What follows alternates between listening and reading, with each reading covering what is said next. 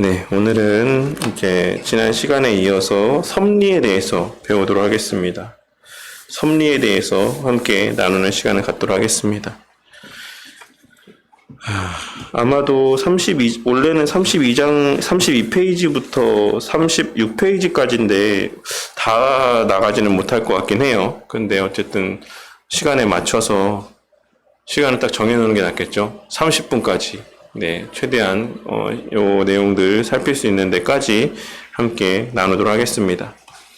32페이지 하단부에 보시면 이제 지난 시간에 이어서 이제 섭리에 대한 내용들을 함께 또 우리 나눌 내용들이 기록되어 있는 것을 확인할 수가 있을 것입니다. 그래서 섭리는 기독교 강요 본 책자에는 1권에 이제 16장, 17장, 18장 이렇게 3장에 걸쳐서 기록이 되어 있는 내용입니다. 그래서 섭리라고 하는 것은 개인 가운데 역사되어지는 하나님의 행하심이기도 하고, 또한 교회 역사 가운데 행하시는 하나님의 손길이기도 하고, 또한 세계 역사 가운데 행하시는 하나님의 손길에 대한 하나님의 행하시는 어떤 일들에 대한 기록이라고도 할 수가 있습니다. 그래서 이 섭리라는 것은 전 우주적인 하나님의 개입하심과 역사하심이지만 그 가운데 특별히 교회와 또 하나님의 구원하실 자들을 향한 어떤 특별한 또한 섭리가 있다라는 사실을 우리가 이 전체 내용을 통해서 함께 생각해 보도록 하겠습니다. 그리고 이사야 51장, 물론 이제 섭리에 관련되어 있는 성경의 구절들이 많이 있긴 한데 그 가운데 이사야 51장을 한번 이렇게 곰곰이 봉독하시면서 그 의미들을 한번 묵상해 보시는 시간을 가지시면 이 섭리에 대해서 우리가 좀 더 이해하는데 더 많은 유익이 있을 것이라고 생각을 합니다. 그래서 어쨌든 오늘은 이 내용들만 살펴보겠지만 또 대구로 돌아가셔서 또 배운 내용들을 한번 이렇게 곱씹어 보실 때 이사야 51장에 기록된 말씀의 내용들을 한번 이렇게 봉독하시면서 읽으시면서 한번 그 의미들을 곰곰이 묵상하시고 또 오늘 배운 내용들과도 한번 비교해 보시면 많은 유익이 있을 것이다라고 생각합니다. 32페이지 하단에 보시면 어떤 사람들은 하나님은 신화에 나오는 제우스처럼 하늘에 우두커니 앉아 있으면서 인간의 소행을 지켜보다가 개입하는 분이라고 억지 주장을 하고는 합니다. 그래서 일반적인 사람들이 생각하는 그런 어떤 다신론적인 신에 대한 개념과 관념들이 하나님에게도 동일하게 적용되어지는 경우들이 많이 있습니다. 그래서 일반적으로 이 그리스 로마 신화에서 묘사되고 등장하고 있는 신에 대한 이미지라는 것은 인간하고 어떤 본질적인 면에서 많은 차이가 있지 않은 것으로 묘사되는 경우가 많이 있습니다. 그래서 감정적인 부분에 있어서의 똑같이 인간과 동일한 감정들을 느끼고 또한 뭐 죽지 않고 영원히 산다 뿐이지, 그러니까 자연적으로 죽지 않고 영원히 산다 뿐이지 어떤 경우에는 죽음을 맞이하기도 하고 신들이 뭐 어떤 그런 여러 가지 인간적인 속성들을 그 신에게 투영시켜서 그런 이미지들을 만들어낸 것을 보게 될 때가 있어요. 그래서 뭐 한 자리에 앉아서 인간들을 이렇게 내려다 본다든지, 다만 이렇게 모든 곳에 무소부재할 수는 없는 것으로 묘사되는 것이 그리스 로마 신화에서 묘사되고 있는 신들의 모습입니다. 그러니까 이 말은 이곳에 만약에 제우스가 있다라고 하면 저곳에 동시에 제우스가 존재할 수는 없는 거예요. 그러니까 그런 식의 어떤 신에 대한 개념들이 일반적인 사람들의 사고 가운데 자리 잡혀 있다라는 것이죠. 그러니까 이 의미도 큰 범주에서는 어떤 그런 맥락에서의 이야기를 하고 있는 것입니다. 근데 우리 하나님은 어떤 분이십니까? 공간과 시간과 그 어떤 것에도 제약을 받지 아니하시는 분이시기 때문에 우리 권사님이 이민정 권사님이 댁에 계실 때 기도하실 때 그와 함께 하시는 하나님이시기도 하지만 또한 이현희 권사님이 또 댁에서 기도하시고 또 일하실 때 함께 하시는 그곳에서도 자리하시는 그런 하나님이시라는 거예요. 동시에 모든 곳에 편지하실 수 있는 하나님이 우리가 믿는 하나님이다 라고 하는 것을 우리가 잊어서는 안 됩니다. 그래서 일반적인 신적인 개념이나 관념으로서는 그것이 말이 안 되죠. 어떻게 이곳에도 있고 저곳에도 있고 모든 곳에 동시에 함께 할 수가 있느냐라고 우리는 그렇게 생각하지만 우리 하나님은 그러하신 분이다라고 본인에 대해서 증거하고 있으시다는 사실을 우리가 꼭 기억해야지만 돼요. 그와 같은 하나님의 무소부지하심과 편지하심, 편만하심이 또한 이 섭리를 이해하는 데 있어서 하나의 중요한 전제라고 할 수가 있는 것입니다. 하나님께서는 모든 것을 감찰하시고 모든 순간 가운데 함께 하시고 모든 일들 가운데 역사하신다 라고 하는 것. 또 어떤 사람들은 세상 만물을 창조해 놓고 저절로 움직이도록 하셨다라고 이야기를 하는 사람들도 있습니다. 그러니까 이것을 우리가 이신론이라고 해요. 그러니까 이치 이자에다가 신신자에 이제 이론할 때 론자를 사용해서 이신론이라고 이야기를 하는데, 이거는 철학자들이 되게 많이 연구하고 주장하는 개념들 가운데 하나입니다. 그러니까 이신론이라는 게 뭐냐면, 쉽게 이야기해서 제가 예전에도 말씀드렸듯이 시계 제조국 모델이다라고 쉽게 그렇게 이야기를 하기도 하는 그런 개념이라고 할 수가 있습니다. 그래서 우리가 처음에 시계를, 그러니까 이 여기서의 시계라는 것은 과거에 옛날에 사용했던 태엽 감아서 저절로 돌아가는 그런 시계를 이야기하는 거예요. 그러니까 과거에는 그런 시계였으니까. 그래서 시계 제조공이, 시계를 만드는 사람이 처음에 이제 고도의 기술로 시계를 만든다라는 것이죠. 그러니까 시계를 만들어서 딱 놓으면 더 이상 그 제조한 사람이 계속해서 관리하지 않아도 알아서 시계가 움직이면서 시간대로 흘러가는 것이죠. 그런 것처럼 하나님께서 고도의 어떤 지혜와 지식을 발휘하셔가지고, 능력을 발휘하셔가지고 이 인간 세계, 이 창조 모든 피조 세계 가운데의 원리들을 제조하시고 창조하시고 그렇게 만들어 놓으셨다라는 것이에요. 그래서 하나님께서 여기에 개입하시지 않아도 이 세상은 그 하나님이 정하신 원리에 따라서 계속해서 자연스럽게 알아서 돌아간다라는 것. 그런 것이 이신론자들이 갖고 있는 이 세상에 대한 개념입니다. 그러니까 하나님께서 분명히 이 세상 만물이 하나님께서 창조하신 것은 맞는데, 그 하나님께서 지금 우리의 삶, 어떤 사소한 일들 하나하나에까지 계속해서 간섭하고 개입하시는 않는다라고 주장하는 게 이신론자들의 주장이라는 것이에요. 그것이 바로 세상 만물을 창조해놓고 저절로 움직이도록 하셨다라고 하는 주장이 의미하는 바라고 할 수가 있는 것입니다. 하나님은 우리의 삶에 대해 모든 것을 아시는 전지하신 분이십니다. 또한 간섭하시는 분이 아니라 모든 만사의 원인자가 되십니다. 그러니까 근본적으로는 어떤 이런 간섭한다라는 개념보다는, 그러니까 이렇게 진행되어져 가는 일들 가운데 순간순간 하나님께서 개입하셔가지고 보조적인 역할들을 감당하시는 분이 아니라 하나님께서 주체자다 라고 하는 사실을 또한 이 표현을 통해서 이야기를 하고 있는 것이죠. 그래서 모든 만사의 원인자가 되신다라고 하는 것, 인간의 행동을 부추기는 분이 아니시라는 것입니다 라고 이야기를 하고 있어요. 그래서 하나님께서는 언제나 주체가 되시는 것이지 어떤 보조적인 수단으로서의 역할을 감당하시는 분이 아니다라고 하는 사실을 또한 우리가 명심해야지만 된다라는 것입니다. 인간은 모든 것을 인과관계를 통해서 분석을 하려고 합니다. 물론 그 인과관계의 분석이라는 것이 맞을 때도 있지만 또한 틀릴 때도 있다라는 사실을 우리는 살아가면서 늘 발견하는 거죠. 어른들이 이야기하는 것처럼 노력은 배신하지 않는다. 땀 흘리며 수고하는 자는 반드시 그에 합당한 결과들을 얻기 마련이다 라고 하는 여러 그런 이야기를 하지만, 물론 대다수의 경우 열심히 공부하고 열심히 노력하고 땀 흘리고 수고하는 사람들이 좋은 결과물들을 받아들이게 되는 때도, 손에 쥐게 되는 때도 있는 것이 사실입니다. 하지만 누구보다 열심히 살았음에도 불구하고 때로는 그런 사람의 삶의 모습이라는 것이 우리가 일반적으로 생각했던 바와 같이 형통하거나 평안한 삶이 아닐 때도 많이 있는 것을 우리가 발견하게 되는 것이죠. 그러니까 우리가 일반적으로 모든 삶의 모든 문제들을 어떤 인과의 문제에서 어떤 원인과 결과적인 어떤 문제로 해결하고 판단하고 이렇게 바라보고 이해하려고 하지만, 사실 그 원인과 결과라는 것 외에도 그 중간중간에 개입되어지는 우리가 이해하거나 고려할 수 없는 여러 변수와 원인들이 많이 존재한다라는 사실을 우리가 잊어서는 안 된다라는 것이에요. 그 모든 것들까지도 우리가 통제하거나 판단할 수가 없기 때문에 우리가 반드시 어떤 원인을 통해서 반드시 이런 결과가 도출되어진다라고 장담할 수는 없다라는 것입니다. 그 사이에 어떤 일이, 어떤 요소들이 작용을 하고 어떤 변수들이 거기에 개입되어질지는 아무도 알 수가 없다라는 것이죠. 그래서 인간은 모든 것을 인과관계를 통해서 분석하려고 하지만 그것이 안 맞을 때가 많다라는 사실을 우리가 알 수 있는 것입니다. 그래서 미래학자들이 예측할 때, 물론 대다수의 어떤 미래학자들의 예측이 맞는 경우들도 많이 있지만 그 예상대로 흘러가지 않을 때가 또한 많이 있는 것이고, 경제학자들이 어떤 우리나라의 경제, 세계 경제에 대해서 예측할 때 그것이 맞는 부분들도 있지만 맞지 않을 때도 많이 있다는 것을 우리가 발견하게 되는 것입니다. 또한 마찬가지로 가장 실제적이고 가장 흔하게 쉽게 경험할 수 있는 게 뭡니까? 일기예보죠. 일기예보. 우리가 슈퍼컴퓨터라고 하는 정말 엄청난 인간의 지혜의 집약체라고 할 수 있는 슈퍼컴퓨터를 통해서, 제가 얼마 전에 어떤 프로를 보다 보니까 슈퍼컴퓨터가 50억이라고 그랬나요?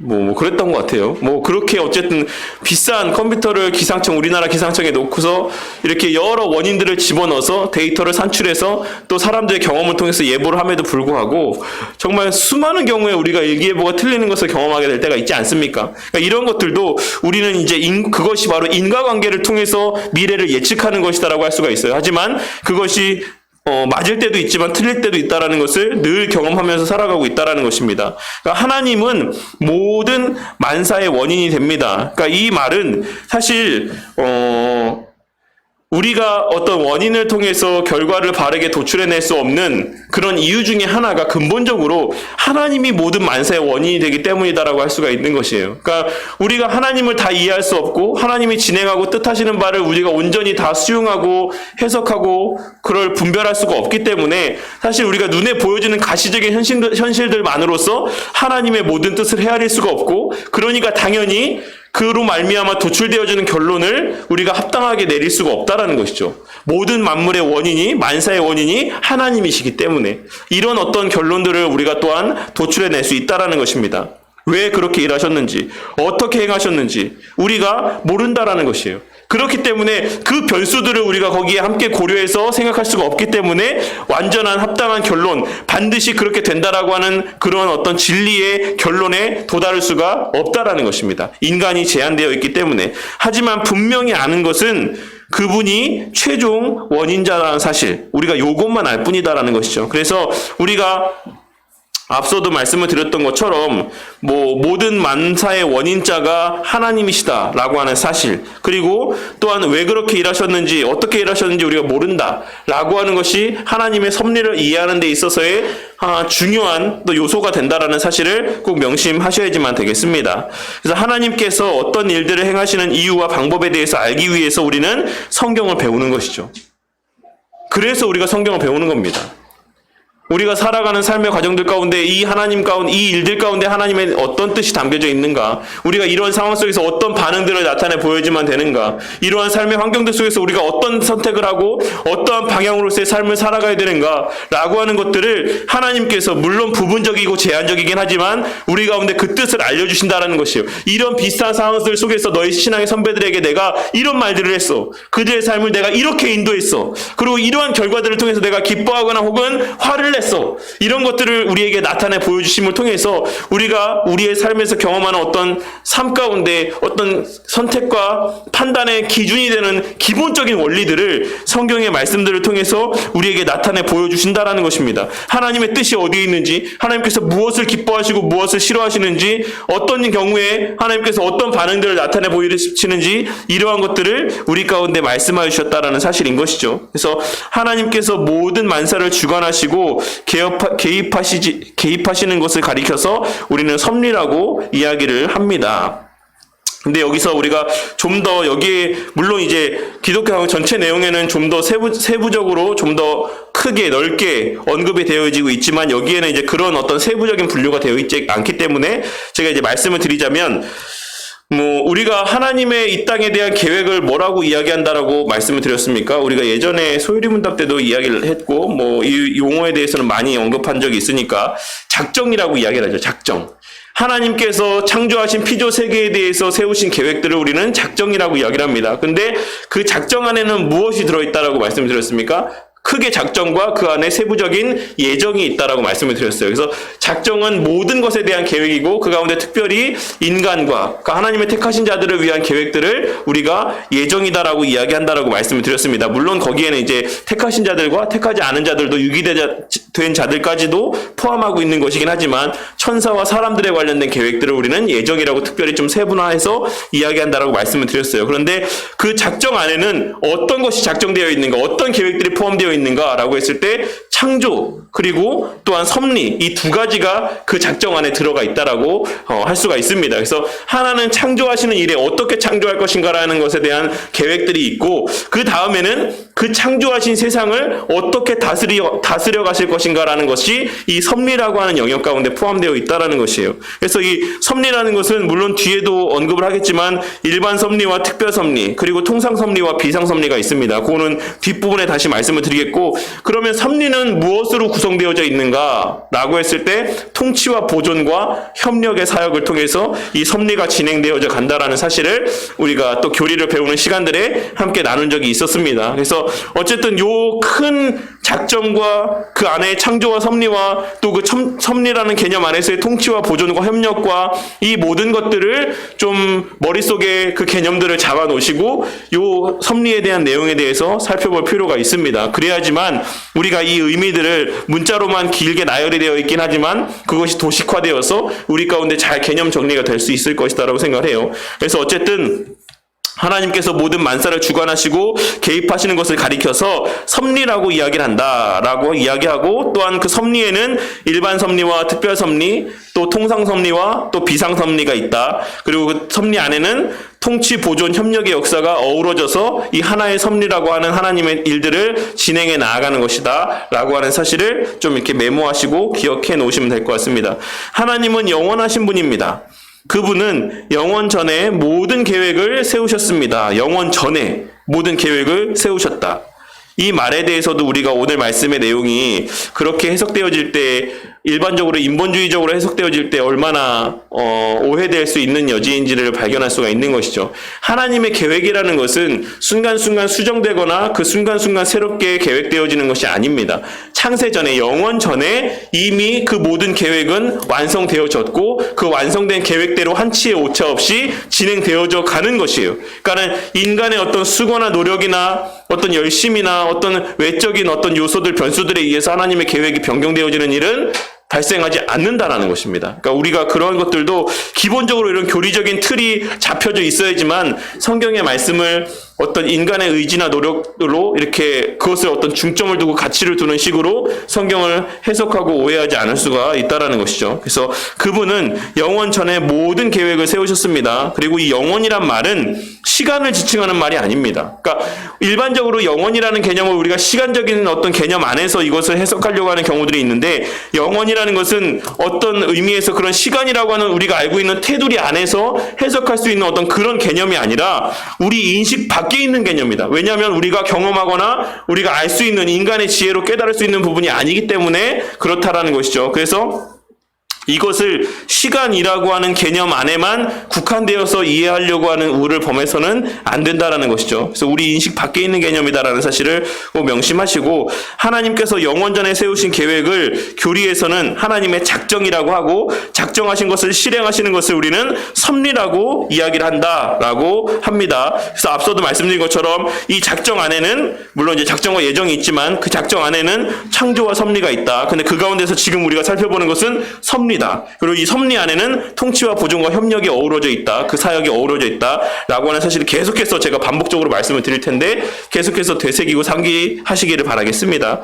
이 하나님의 섭리는 비밀적이다 라고 이야기를 하고 있어요. 비밀적이다. 그러니까 몰래 또는 슬그머니 행한다라는 의미가 아니라 인간이 헤아릴 수 없다라는 뜻. 그 의미, 그 어떤 본질, 이런 것을 사람이 이해할 수 없다라는 것을 이 비밀적이라는 표현으로 나타내 보여주고 있는 것입니다. 이슬이 땅에 내리는 어떤 과정을 알지 못하지만 땅이 젖은 것을 보고 이슬이 내린 것을 아는 것처럼, 내 교훈은 비처럼 내리고 내 말은 이슬처럼 맺히나니 연한 풀 위에 가는 비 같고 채소 위에 단비 같도다. 하나님은 비밀적으로 섭리하십니다. 이 말은 누구도 하나님의 섭리를 이해할 수 없지만 그분이 우리에게 보이신 것을 통해서 부분적으로나마 우리가 그것을 알 수 있다라는 것을 말씀하고 있는 것이에요. 그러니까 되어지고 나타난 어떤 모습들을 통해서 우리가 이것이 하나님의 뜻이구나 라는 것을 이해할 수가 있다라는 것이죠. 그래서 예전에도 제가 설교하면서 말씀을 드렸지만 이것이 하나님의 뜻이야 라고 이야기하고 단정적으로 이야기하는 것이 얼마나 잘못된 것인지, 얼마나 하나님 앞에서의 신성모독적인 말이 되는 것인지, 얼마나 하나님 앞에서의 자신의 어떤 교만함을 드러내는 말인지를 우리가 깨달아야지만 된다는 것이에요. 우리는 이처럼 되어진 환경들을 통해서 우리가 어떤 결정을 내리고 어떤 삶을 살든지 간에 어떻게든지 우리의 삶이 진행되어져 가고 나중에 표출되어진 그 삶의 모습들 가운데 결과를 통해서 이것이 하나님의 뜻이었구나라는 것들을 부분적으로 그냥 짐작할 수 있는 것이지, 우리가 하나님의 뜻이라는 것을 완전히 알 수 있는 것은 없다 라는 사실을, 우리가 그런 경우는 존재하지 않는다라는 사실을 명심해야지만 됩니다. 심지어는 기록된 하나님의 말씀 가운데서도 우리가 그 말씀에 담긴 의미들을 해석하는 데 있어서 이해할 수 없는 부분들이 많이 있지 않습니까? 흔히 성경의 난제라고 불려지는 부분들. 그러니까 기록된 말씀들, 우리에게 깨닫게 하시길 위해 하나님께서 그 뜻을 계시해 주시고 기록하여 주신 성경 말씀을 해석함에 있어서도 인간의 제한됨으로 인하여서 그 뜻이 온전히 이렇게 해석되고 적용되지 않는 경우들이 많이 있는 것을 발견하는데, 이런 명시적으로 성경에 기록되어 있지 않은 되어가는 일들 가운데 담겨져 있는 하나님의 뜻을 우리가 분별할 수 있다? 이건 말이 되지 않는다라는 사실인 것이죠. 그래서 우리가 꼭 그것을 명심하고 살아가야지만 되겠습니다. 누구도 하나님의 섭리를 이해할 수 없지만 그분이 우리에게 보이신 것을 통해 알 수 있다. 물론 부분적으로, 제한적으로. 태풍이 왜 일어나고 허리케인이 어떻게 진행되는지 우리는 모릅니다. 물론 이제 오늘날에는 물론 기독교 강요가 쓰여진 그 당시에는 이런 부분들에 대해서 명확하게 발견되지 않았겠지만, 오늘날에는 그래도 과거보다는 훨씬 더 많은 과학적인 분석과 어떤 연구들을 통해서 어느 정도는 태풍이 왜 일어나는지, 허리케인이 왜 발생하고 어떻게 진행되는지 알죠. 그럼에도 불구하고 우리가 이제 좀 있으면 또 우리나라에도 태풍들이 오겠죠. 근데 이제 그 태풍의 진행 경로들, 그리고 언제 발생하고 또 언제 소멸될 것이다 라고 하는 것들을 이제 기상청에서 분석을 하지 않습니까? 근데 이제 그 분석들이 항상 맞는 경우들도 있지만 틀리는 경우들이 훨씬 많죠. 그래서 우리나라가 불과 막 이제 하루 정도밖에 안 남았을 때, 이제 하루면은 우리나라의 이제 영토에 도달하는데도 그때까지도 계속해서 이 태풍의 경로가 유동적입니다. 우리나라 본토에 상륙할 수도 있고, 아니면 일본 쪽으로 이렇게 치우쳐서 갈 수도 있고, 막 이런 계속해서 시시각각 몇 시간 단위로 이렇게 예보를 하고 있지 않습니까? 그런 것처럼 우리가 오늘날에 앞서도 말씀드렸던 것처럼 엄청난 발달한 과학기술로 인해서 태풍이 왜 생겨나는지 정도는 알 수가 있겠지만, 그럼에도 불구하고 어떻게 진행 경로를 정하게 되는지, 어떤 요소에 의해서 그 진행 경로가 변경되어지는지를 우리가 명확히 알 수가 없다라는 것이에요. 현상을 보고 깨달을 뿐이다. 이런 현상들을 우리가 비밀적이라고 이야기를 한다라고 이야기를 하고 있는 것이죠. 그러니까 태풍이 그런 사소한 경로를 하나씩 변경함에 따라서 그로 말미암아 변화되어지는 각 사람들의 삶의 모습이 얼마나 많겠습니까? 그러니까 우리는 다 이해할 수 없는, 그러니까 예를 들어서 최근에 남부지방에 이제 폭우가 되게 많이 왔어요. 그래서 비가 많이 와가지고, 창원도 마찬가지고, 통영도 그 외에 여러 남부지방 가운데에 많은 어떤 집이 물에 잠기고, 가게들이 물에 잠기고, 이런 일들이 발생을 했죠. 그러니까 그런 일들이, 그러니까 하나하나의 어떤 그런 현상들로 인해서 비가 단순히 몇백 미리가 더 오고 덜 오고 이런 거에 따라서 한 개개인마다 그 삶에 변화되어지는 모습들을 영향 미치는 것들이 엄청나다라는 것입니다. 그러니까 우리가 직접적으로 그곳에 있지 않을 때 여기서 바라볼 때는 그냥 비가 많이 왔구나, 비가 많이 오지 않았구나 라고 생각하고 끝나는 것이지만, 그것이 그 일을 실제로 경험하는 사람들에게 있어서는 그 삶이 송두리째 변화되어질 수 있는, 어떤 사람에게는 그 비로 인해서 산사태가 나서 가족을 누굴 떠나보낼 수도 있는 것이고, 삶의 모든 터전이 송두리째 사라질 수도 있는 것이고, 그러니까 수많은 일들이 하나님의 행하시는 일들을 통해서 우리의 삶 가운데 현상적으로 나타난다라는 것입니다. 하지만 그 모든 일들에 담겨져 있는 의미들을 우리가 다 이해할 수는 없다라는 것이에요. 단지 그냥 나타나는 결과들을 보고서 하나님이 행하셨는가라는 것들을 분별할 수 있을 뿐이다라는 것입니다. 그래서 그런 총체적인 의미들을 가리켜서 성경은 이제 비밀적이다라고 이야기를 하고 있다라는 사실입니다. 우리가 이해할 수 없다. 하나님께서 왜 나에게 이런 수해를 경험하게 하셨는지, 왜 이 지역에는 비가 내리지 않게 하셨는지, 혹은 또 어떤 사고를 당하게 하셨는지, 이런 것들에 대한 담겨져 있는 하나님의 뜻을 온전히 우리가 다 이해할 수는 없다라는 것이죠. 기독교인들은 우연 또는 운이라는 단어를 사용하지 말아야지만 됩니다. 왜냐하면 마태복음 10장 30절 말씀해 보시면 뭐라고 말씀하고 있습니까? 머리털까지 다 세신 바 되었다라고 말씀하고 있어요. 하나님의 하시는 일들 가운데 우리는 알 수 없죠.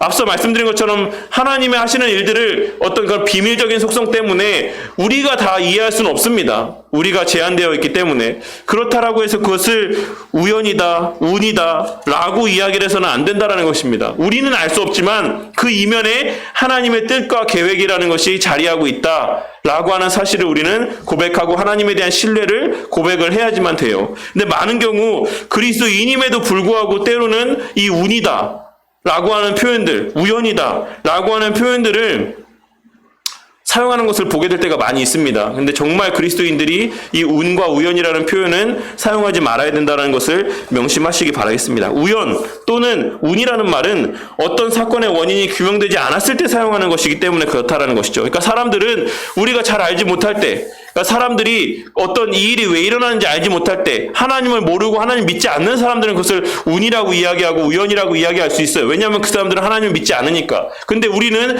하나님께서 창세전에 모든 것을 예정하셨다, 계획하셨다, 또 하나님의 그 완벽하신 지혜와 능력대로 그 모든 계획하심을 인도해 나시고 진행해 나아가신다는 것을 우리는 알고 있잖아요.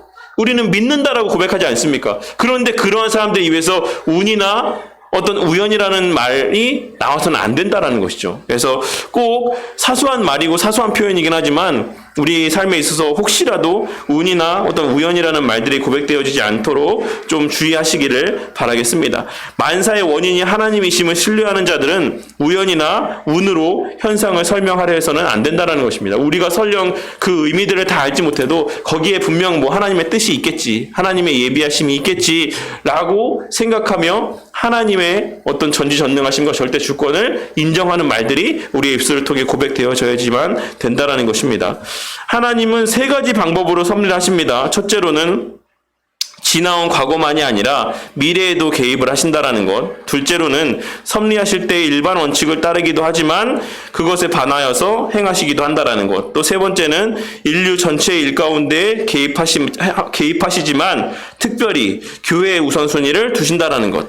이렇게 세 가지로 나눌 수가 있다라는 것이죠. 그래서 첫 번째는 이제 전 시대 가운데에 역사 가운데에 개입하셔서 역사하신다라고 하는 것은 일반적으로 우리가 잘 알고 있는 내용이니까 부가적으로 설명을 드리지 않지만, 이번에서 언급하고 있는 일반 원칙을 따르셔서 섭리하신다라고 하는 것이 통상 섭리를 이야기하는 거고, 뒤에서 하지만 그것에 반해서 행동하시기도 한다라고 하는 것을 비상 섭리를 이야기하고 있는 것입니다. 앞서 처음에 말씀드렸던. 그래서 통상 섭리는 뭡니까? 일반적으로 우리가 알고 있는 자연 법칙들을 이야기하는 것이에요. 뒤에서도 이야기하고 있겠지만 그냥 예를 들어서 과학자들이 발견한 여러 가지 원리들이 있지 않습니까? 만유인력의 법칙이라든지 아인슈타인의 상대성의 원리라든지 여러 가지 사람들이 이야기하고 있는 그런 과학적인 원리들, 이러한 것들이 이 일반 통상 섭리 가운데 들어가 있는 범주에 속한 내용들이라고 할 수가 있어요. 그래서 어느 정도 몇 도가 되면 얼음이 되고 물이 얼음이 되고, 또 몇 도가 되면 얼음이 물이 되고, 또 몇 도가 되면 물이 또 이렇게 수증기가 되고, 이런 우리가 알고 있는 일반적인 어떤 세상의 원리들이 있지 않습니까? 그런 것대로 하나님께서 세상 만물 역사를 주관해 나아가시는 것, 이것을 통상 섭리라고 이야기하는 것이죠. 근데 때로는 이 통상 섭리에 반하는 일들이 있다라는 것입니다. 그래서 우리가 그것을 뭐라고 이야기합니까? 물론 비상 섭리라고 이렇게 어려운 말로 표현하기도 하지만 쉽게 이야기해서는 기적이라고 이야기를 하죠. 그러니까 우리가 일반적으로 이해할 수 없는 일들, 이 사람은 누가 봐도 그냥 이 상태에 지금까지의 병이 이렇게 진행되어져 온 과정들을 보았을 때, 이 암세포가 성장하고 진행되어져 온 퍼져 나아가는 속도들과 내용들을 봤을 때 이 사람은 한 3개월만 지나면 이제 생명이 다하는 것이 일반적으로 우리가 도출해낼 수 있는 결론이라는 것이죠. 근데 어느 날 보니까 그렇게 계속해서 이렇게 확장되어져 가고 이렇게 계속해서 여러 곳에 전이되어져 갔던 그 암세포가 갑자기 활동을 안 해요. 어느 날 갑자기 보니까 사라져 있어요. 이런 것들, 이런 경우를 우리가 일반적으로 사람들은 기적이라고 이야기하지만 우리는 좀 더 고상하고 유식한 용어로서 비상섭리라고 이야기를 한다라고 할 수가 있는 것이죠. 그래서 인류 전체 일에서 개입을 하지만 특별히 교회에 우선순위를 두신다. 이거는 이제 전체의 모든 계획을 일반 섭리라고 이야기를 하고, 그 가운데 특별히 하나님의 교회에 관한 하나님의 섭리를 우리는 특별 섭리라고 이야기를 합니다. 그래서 그 일반 섭리와 특별 섭리, 비상 섭리와 통상 섭리, 그 의미가 요 내용들 가운데 담겨져 있다라는 사실을 아시면 될 것 같아요. 그래서 먼저 1번에 이제 지나온 과거뿐만 아니라 미래에도 개입을 하신다라고 하는 의미에 대해서 먼저 설명을 하고 있는데, 위대한 신앙의 인물들 중 가장 고생을 많이 한 인물을 들자라고 하면 욥을 빼놓을 수가 없을 것입니다. 재산을 다 잃고 10명의 자녀들이 죽었으며 아내마저 욥을 욕하고 떠났습니다. 설상가상으로 온몸에 피부병까지 얻게 되었으며, 이런 가운데 그는 자신이 당한 고난에 대한 원인을 찾기 시작했습니다. 먼저 자신의 불행이 죄 때문이라고 생각을 하고 하나님 앞에 회개하였습니다. 친구들이 그를 방문해서 그의 죄 때문에 이런 불행이 닥친 것이다 라고 이야기를 했다는 것이죠. 친구들은 인과 응보의 관점에서 욥의 인생을 평가했습니다. 하지만 욥은 자신의 불행이 죄 때문만이 아니다라는 사실을 깨달았습니다. 그가 깨달은 것은 무엇이었겠습니까? 욥은 자신의 과거를 살피고 나서 자신의 결백함에 근거해 청결한 양심을 갖고 하나님을 바라보기 시작합니다. 욥기 23장 10절 말씀에. 그래서 욥기에서 이야기하고 있는 바가 무엇입니까? 욥기에서 이야기하고 있는 바는, 그러니까 중심 주제는 그거예요. 의인도 고난을 받을 수 있는가? 라고 하는 것이 욥기가 말하고 있는 하나의 핵심 주제 가운데 하나다라는 사실입니다. 그래서 어쨌든 지금 우리가 나타나고 있는 욥이 당하고 있는 그 모든 현실 가운데 욥이 이해할 수 없는 부분들이 많이 있었어요.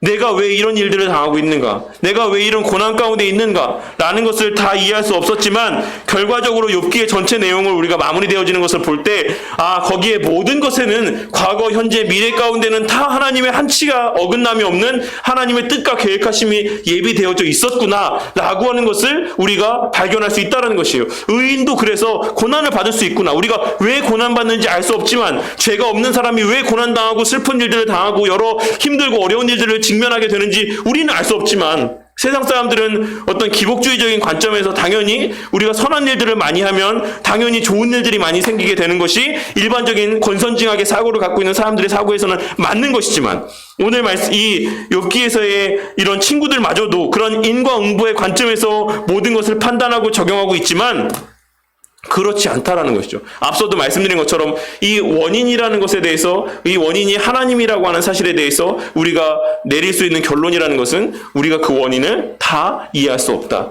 그럼에도 불구하고 하나님이 완전하신 분이시기 때문에 하나님이 선하신 분이시기 때문에 결과적으로 모든 일들 가운데 선하신 하나님의 뜻이 담겨져 있는 것이고 결과적으로 모든 일들이 선하게 그 하나님의 택한 백성들에게 가장 유익이 되는 일로 귀결되어질 것이다라고 하는 사실을 이야기하고 있는 것이죠. 과거, 현재, 미래 가운데 그 어떤 상황 속에서도 하나님의 그런 절대적인 또 선한 하나님의 뜻과 지혜가 계획하심이 그 가운데 담겨져 있다라는 사실을 욥기가 증거하고 있다라는 사실입니다. 그래서 이 35페이지에 보시면 우리가 고난을 당할 때 시리에 빠지지 말고 현실을 충실히 살고 미래에 임하시는 하나님을 바라보면서 어려움을 극복해 나가야지만 된다라는 사실입니다. 경솔하게 서둘러서 일을 망치지 않도록 해야지만 됩니다. 성실하게 법을 지키면서 하나님의 섭리를 조용히 기다려야지만 된다라는 것입니다. 왜냐하면 그 모든 원인이 되시는 하나님께서 선하신 분이시기 때문이다. 요 하나를 우리가 늘 명심하고 살아야지만 돼요. 엄밀한 의미에서는 사실 인과응보가 맞죠. 인과응보라고 하는 것이 맞지만 그 인이라고 하는 부분에 대해서 우리가 알 수 없다라는 사실이에요. 정확하게. 그런 어떤 의미에서 이것이 우리 가운데 적용되어졌을 때는 이것이 반드시 옳지 않다라는 것을 제가 말씀을 드리고 있는 것입니다. 하지만 우리는 하나님을 믿고 신뢰하는 자들이기 때문에 그 어떤 하나님의 섭리, 그 인이라고 하는 원인자 되시는 하나님께서 절대적인 선이다 라고 하는 것을 기억하고 어떤 때로는 내게 납득이 되지 않고 이해가 되지 않는 일들이 내 삶 가운데 벌어지고 경험되어진다라고 할지라도 우리가 그런 과정 속에서 낙심하지 말고 또 하나님의 그런 어떤 일들의 결과로 우리에게 나타내 보여주실 일들에 대한 사모함이 우리 마음 가운데 있어야지만 된다는 것입니다. 두 번째로 하나님은 일반 법칙을 통해서 역사하시지만 그 법칙을 뛰어넘기도 하시고 또 그 법칙에 반대로 행하시기도 한다라고 하는 것을 우리가 꼭 기억을 해야지만 되겠습니다. 요 2번까지만 두 번째 내용까지만 하도록 할게요. 이 시간에. 그렇다라고 이정만 바란다라고 하면 그것은 게으름이라고 할 수가 있는 것이죠. 하나님은 아주 특별한 경우가 아닌 이상 피조세계의 일반 법칙을 크게 벗어나지 않으시고 섭리하십니다. 질병에 걸렸는데도 병원에 가지 않고 기도만 하거나 공부를 하지 않고 막연히 하나님이 좋은 결과를 주실 것이다라고 기대하는 태도는 광신 또는 맹신이라고 할 수가 있는 것이지 바른 신앙이 아니다라는 사실을 꼭 기억해야지만 됩니다. 그러니까 물론 하나님이 행하시는 일들 가운데 이와 같은 비상섭리가 있다는 사실을 우리가 막아서는 안 되는 겁니다. 그것을 우리가 막지 않아야지만 되는 이유는 그것이 하나님의 능력을 제한하는 것이기 때문에 그래요. 하나님이 어디에 제한되는 분이 아니시다라는 사실을 우리가 잊어서는 안 됩니다. 그러니까 하나님이 어떤 질서를 우리에게 만들어 주셨지만 그 하나님이 창조하신 피조세계의 질서 가운데 하나님이 매이시는 분이 아니에요. 그러니까 하나님은 그런 어떤 제약이 있으신 분이 아니다라는 사실을 고백하고 인정하는 것이 바로 이 비상섭리에 대한 우리의 인정이라는 것입니다. 그러니까 우리가 비상섭리에 더 많은 가치를 두기 때문에 그것을 더 신뢰하기 때문에 비상섭리를 믿는 것이 아니라 고백하는 것이 아니라 하나님께서 어떤 분이신지를 알기 때문에 이 비상섭리라는 것도 존재한다라는 것을 믿는 것이에요. 이거 아시겠어요? 이 차이를? 그러니까 이 비상섭리에 대해서 우리가 비상섭리라고 하는 것, 그러니까 기적을 우리가 바라기 때문에 기적이라고 하는 것에 많은 가치를 두기 때문에 우리가 비상섭리를 인정하는 게 아니라 하나님이라는 분이 원체 이런 어떤 하나님 만들어낸 창조 질서 가운데 제약되는 분이 아니다. 우리가 믿는 하나님은 그보다 크신 분이다라는 것을 인정하니까 이 비상섭리라고 하는 부분에 대해서도 우리가 인정을 하게 되는 것이다라는 것이요. 아시겠죠?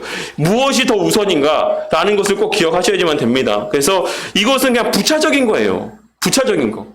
우리가 살아가면서 때로는 하나님이 그와 같은 능력으로 자비와 긍휼을 베풀어 주실 수도 있다. 왜냐하면 내가 믿는 하나님이 그보다 크시니까 라고 하는 마음에서 기적을 바라는 마음들을 갖게 될 수 있는 것이죠. 하지만 우리가 이것 때문에 하나님의 어떤 일반 섭리, 일반 어떤 그런 원칙들, 원리들을 무시해서는 안 된다는 것이죠. 기본적인 우리의 마음이라는 것은 하나님께서 그 하나님의 완전하신 지혜에 기초하여서 이 세상을 완벽하게 창조하셨다는 것이 가장 우선적인 우리가 갖고 있어야 되는 마음이에요. 그래서 우리가 그 어떤 일반 원리 안에서 하나님께서 우리에게 명하시는 성경에 기록되는 원리에 따라서 거기에 순응하며 그 안에서 만족하고 자족하고 감사하며 살아가는 것이 우리에게 주어져 있는 가장 1차적인 도리다라는 사실입니다. 그래서 제가 늘 말씀드리죠. 전도라고 하는 것, 하나님의 복음이 전파되어지는 것이 그냥 우리가 골방에 앉아서 기도만 하고 있다라고 해서 저절로 복음이 전파되어지는 것이 아니다라고 말씀을 드렸습니다. 왜냐하면 하나님께서 하나님의 복음의 말씀이 그렇게 전파되어져 가게, 그런 복음을 전하는 자들의 발걸음과 수고를 통해서, 그리고 그 입술을 통해서 증거되어지는 복음의 메시지들을 통해서 그들 마음 가운데 역사되어지고 그들의 마음이 변화되어지고 그렇게 하나님의 자녀가 되게 할 것이다라고 하나님께서 기록된 말씀을 통해 우리에게 말씀하셨기 때문에 그래요. 그게 일반 섭리고 일반 원칙이다라는 사실입니다. 물론 그 외에 뭐 우리가 알지 못하는 여러 가지 방법들을 통해서 변화되어지는 역사가 있을 수도 있죠. 그러니까 제가 이제 얼마 전에 말씀드렸었죠. 요르단에 있는 선교사, 요르단에서 사역하시는 제 후배 목사님이 있는데 지금 요새 좀 일이 있어가지고 비자 문제랑 여러 가지 문제 때문에 들어와 있으셔서 워크숍에서 만나서 이야기를 나눴었는데 되게 오래된 얘기긴 해요. 무슬림들 사이에서, 중동의 국가들 사이에서. 뭐 요르단, 이란, 이라크, 뭐 시리아, 뭐 이런 사우디아라비아 이런 나라들에서 공공연하게 되게 많이 오랜 시간 전부터 있었던 일인데 뭐였냐면 그러니까는 그들이 꿈에 흰 옷 입은 사람이 나타난다는 거예요. 꿈에.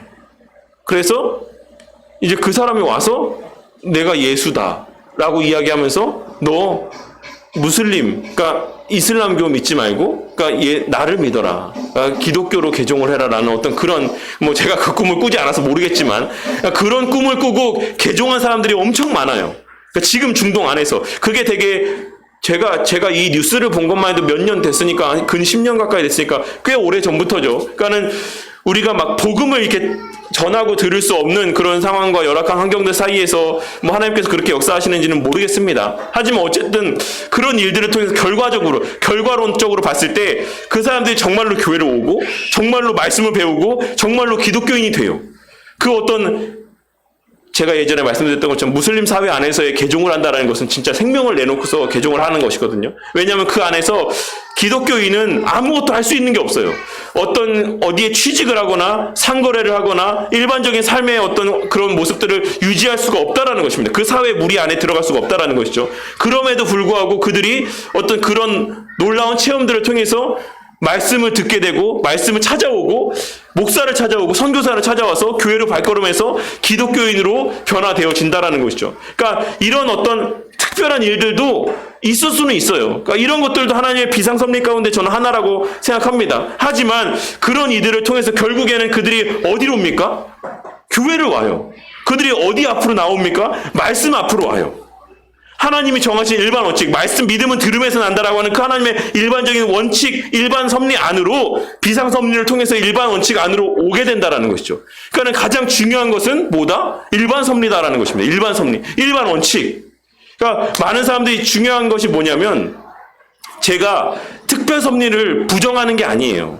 그러니까 이런 하나님께서 하시는 비상 섭리를 부정하는 게 아닙니다.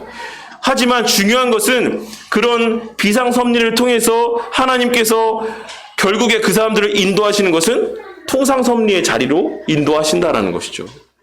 그래서 우리가 어떤 놀라운 이적들을 체험했을 때, 뭐 많잖아요. 어떤 일부의 교회들 가면은 뭘 봤다는 사람도 있고, 들었다는 사람도 있고, 경험했다는 사람도 있고, 그런 사람들이 그 경험했던 하나님의 그와 같은 비상섭리가 정말로 의미 있는 하나님의 일이 되려고 하면 그 비상섭리의 자리에서 어디로 나와야 된다? 일반 섭리의 자리, 통상 섭리의 자리. 그러니까 하나님의 말씀이 들려지는 그 하나님의 구원 역사가 진행되어지는 그 교회와 하나님의 바른 진리의 말씀과 그 하나님의 뜻 앞으로 그들이 발걸음하게 되어야지만 된다는 것이에요. 그제서야 그들이 겪었던 그 비상섭리는 의미가 있고 가치가 있다는 것을 우리가 명심해야지만 되는 것입니다. 그래서 우리가 일반적으로 이 비상섭리에 대해서 너무나도 지나친 관심을 두고 가치를 부여하기 때문에 이 어떤 비상섭리를 통상섭리보다 더 우선시 여기는 경우들이 많이 있어요. 그러니까 교회 안에서 그냥 일반적으로 말씀 보고 기도하고 그런 가운데 하나님이 주시는 마음들을 깨닫고 체험하고 기쁨이 넘치고 감사가 넘치고 이런 것들보다 이런 특별한 경우에 베풀어 주시는 경험들과 어떤 이적들을 더 높은 가치로 이렇게 여기고 그것에 더 많은 가치를 부여할 때가 많이 있다는 것이에요. 그래서 그런 사람들이 뭐 합니까? 그런 교회들마다 다니면서 간증하잖아요. 나 이런 일들을 경험했다. 나 이런 체험을 했다. 근데 그렇지 않다라는, 그게 더 많은 가치가 있는 게 아니다라는, 결국에는 하나님께서 정말 가치 있는 자리로 인도하시기 위해서 그런 가치를 누리지 못하고 있는 자들을 이 가치를 알게 하시기 위해 이 비상섭리를 사용하신다는 것입니다. 그러니까 이미 우리가 이런 하나님 안에서의 이런 통상섭리 안에서의 말씀 보고 기도하고 예배드리고 성도와의 교제 가운데서 또 여러 성찬의 예식들을 통해서 그런 은혜들을 맛보고 있다라고 하면 우리에게 이런 비상섭리는 필요하지 않다라는 것입니다. 아시겠죠? 그러니까 비상섭리와 통상섭리, 이런 어떤 두 섭리 사이에서의 어떤 우선순위와 어떤 개념의 차이, 가치의 차이에 대해서 좀 명확한 인지가 있었으면 좋겠습니다. 그래서 물론 통상섭리도, 그러니까 비상섭리도 있지만 하나님께서는 그 섭리 가운데 제약받으시는 분이 아니시니까 때로는 놀라운 일들을 통해서 어떤 특별한 체험들을 하실 수 있지만 결국에 그런 체험들을 하시게 하는 이유는 뭐다? 결국에 우리로 하여금 통상섭리의 자리, 일반적인 우리가 은혜의 방편이라고 이야기하는 말씀과 기도의 자리로 우리를 인도하시기 위한 특별한 간섭과 수단으로서 그런 경험들을 하게 하신다라는 것이고, 우리가 그런 경험들을 통해서 그런 통상섭리의 자리, 통상적인 은혜의 자리 가운데로 발걸음하게 될 때, 그리고 일반적인 하나님의 행하시는 일들 안에서의 하나님의 능력과 하나님의 은혜와 하나님의 주권과 하나님에 대한 감사의 제목들을 우리가 발견하게 될 때 우리가 이 비상섭리로서의 체험하는 모든 일들은 무가치한 일이 된다 라고 하는 것을 꼭 명심하시면 되겠습니다. 그래서 오늘은 여기까지만 함께 살펴보도록 할게요. 그래서 다음 시간에 일반 섭리와 특별 섭리에 대해서도 함께 생각해보고, 또 더 나아가서 그러면 하나님의 어떤 섭리 가운데 죄와 악에 대한 부분은 어떠한 것인가, 이런 부분들도 좀 생각을 해보도록 하겠습니다. 그래서 여기에는 그 내용들이 언급되어 있지 않은데 하나님께서 그러면 죄의 조성자이신가? 물론 아닌 거 알지만 그 죄와 관련된 부분에서 하나님의 섭리는 어떠한 것인가, 어떤 의미로 우리가 받아들여야지만 되는가, 악에 대한 부분에 있어서는 또, 그리고 또한 하나님의 후회하심이라고 하는 어떤 표현들이나 어떤 그런 성경의 기록들에 담겨져 있는 의미들은 무엇인가, 이런 것들도 여기에 기록되어 있지 않은 내용들도 좀 더 부가적으로 더 확장해서 좀 생각해보는 시간을 갖고 우리가 요 1권까지의 내용을 마치도록 하겠습니다. 그래서 네, 다음 시간에 좀 더 이어서 섭리에 대해서 나누도록 하겠습니다. 혹시 좀 이해가 안 되시는 분, 안 되시는 거 없으십니까? 네, 통상 섭리, 뭐 요런 거, 비상 섭리, 요런 부분에 대해서, 그러니까 이적과 일반적인 우리가 삶에서 경험하는 것들, 이런 것을 그냥 어려운 말로 통상 섭리와 비상 섭리라고 이야기한다라고 할 수가 있죠. 네, 질문 없으시면 제가 기도하고 마치도록 하겠습니다. 하나님 감사합니다. 오늘도 또 부족한 종의 입술을 통해서 또 하나님의 또 섭리에 대하여 우리가 감히 이해할 수 없는 또 하나님의 하시는 일들에 관하여 우리가 함께 생각해 볼 수 있도록 은혜를 베풀어 주심에 감사를 드립니다. 주님, 이 세상의 모든 것들이 정말 원인과 결과에 따라서 진행되어져 가는 것은 맞지만, 분명한 것은 그 모든 일의 원인자가 하나님이시라는 것이고, 우리가 그 하나님에 대하여 온전히 이해할 수 없다. 라고 하는 이 대전제에 대해서 우리가 망각하며 살아가는 자들이 되지 않도록 은혜를 베풀어 주시옵소서. 그렇기 때문에 우리의 눈에 보여지는 모든 일들이 때로는 우리에게 납득이 될 때도 있지만 납득이 되지 않을 때도 있고 이해가 될 때가 있지만 이해가 되지 않을 때도 있다라는 사실을 우리가 늘 깨닫고 명심하며 살아가는 자들이 되게 하여 주시옵소서. 그리하여서 우리가 우리의 뜻대로 모든 일들이 진행되어져 갈 때는 하나님 앞에 감사하고 그렇지 못할 때는 불평 불만하고 원망하는 자들이 아니라 그 모든 일의 원인자 되시는 하나님께서 절대적으로 선하신 분이시고 우리를 사랑하시는 분이다라고 하는 확신이 우리 마음 가운데 자리하게 되므로 그 당장의 그 모든 우리 눈에 보여지는 일들이 납득이 되지 않고 받아들여지지 않는다라고 할지라도 그 하나님의 신실하심과 선하심과 우리를 사랑하심으로 말미암아 우리가 그 상황 가운데 만족하고 감사하며 그 시간들을 흘려보낼 수 있도록 은혜를 베풀어 주시옵소서. 또한 무엇보다 주님께서 때로는 특별한 체험들을 하게 하실 때도 있는 것이 사실이지만 그와 같은 놀라운 역사를 체험케 하심을 통하여서 궁극적으로 우리에게 깨닫게 하시길 원하는 하나님의 은혜라는 것은 우리가 일반적으로 은혜의 방편이라고 믿고 있는 말씀과 이 기도의 자리, 또 이 성도의 교제의 이 자리, 이 교회 공동체에 함께 모여드리는 이 예배의 자리 가운데 우리를 인도하시기 위함이라는 사실을 깨닫게 하여 주심으로 우리의 삶이 그와 같은 어떤 한시적이고 제한적인 특별한 일들 가운데 우리의 관심이 맞춰지는 것이 아니라 일반적으로 범사의 삶 가운데 우리에게 누려지는 이런 일반적인 삶에서의 하나님의 베풀어 주신 은혜 가운데 우리의 관심과 초점이 맞추어지는 그와 같은 은혜가 있게 하여 주셔서 늘 그와 같은 제한적인 기쁨 가운데 살아가는 자들이 아닌 범사의 삶 속에서의 늘 충만한 기쁨과 감사 가운데 살아가는 주님의 성숙한 그리스도인들이 될 수 있도록 은혜 베풀어 주시옵소서. 많은 사람들이 놀라운 이적을 체험하는 것을 더 고차원적인 신앙으로 생각하는 것들을 보게 될 때가 많이 있습니다. 그것이 얼마나 하나님의 섭리에 대한 잘못된 오해인 것을 우리가 이 말씀의 내용들을 통해서 다시 한번 깨닫게 하여 주셔서 우리의 이 범사의 말씀을 통해서 주의 뜻을 깨달을 수 있음이,